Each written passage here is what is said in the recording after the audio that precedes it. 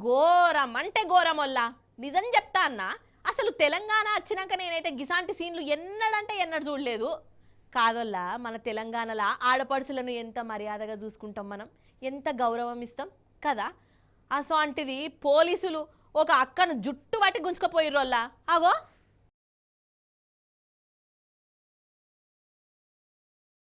అయ్యయ్యయ్యో, అన్యాలం పాడుగాను గింత ఘోరంగా ఉంటుందా అసలు?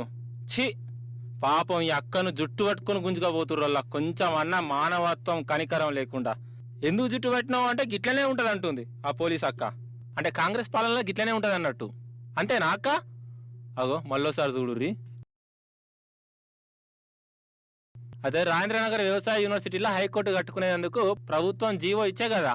ఇక ఆ జీవో వెనుక తీసుకోవాలని కొన్నొద్దుల సంధి యూనివర్సిటీ పిల్లగాళ్ళు ఆందోళన చేస్తుర్రు.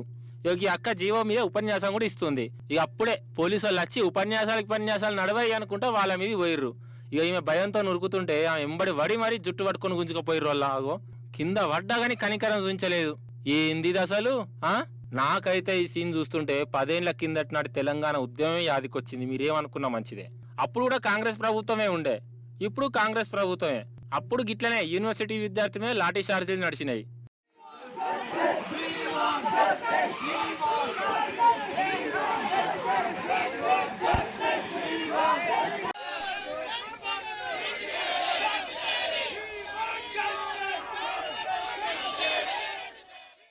తెలంగాణ వచ్చినాక ఇప్పుడు అదే కథ కనబడుతుంది కదా.